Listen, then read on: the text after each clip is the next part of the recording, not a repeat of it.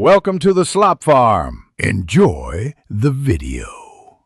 You start by creating the Cosmos DB account. Do that now in the Azure portal. Select the API that matches your data model because it determines SDKs and query syntax. Once done, pick a primary region near users and set provisioned RU/S or serverless mode to control cost. Make sure you assign the account to the correct resource group and enable multi-region rights only if you need global active-active. These initial choices shape performance, pricing, and compatibility, so choose deliberately. Next, you design the database and containers. Pick a partition key that evenly distributes items across partitions.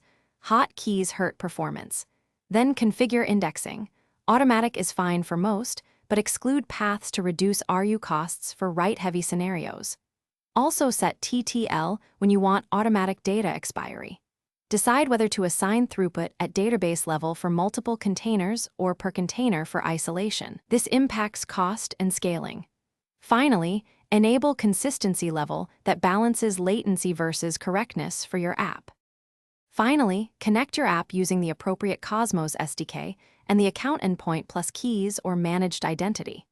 Once running, monitor using metrics, diagnostic logs, and the Data Explorer to validate queries and RU usage. If you see 429 throttles, increase RU/S, optimize queries, or fix partition skew. If latency is high, ensure regional failover and consistency level settings match needs. Make sure firewall and VNet rules permit traffic. As a troubleshooting tip, when in doubt, check RU consumption and partition key distribution. Thanks for watching. Consider subscribing if we helped you today.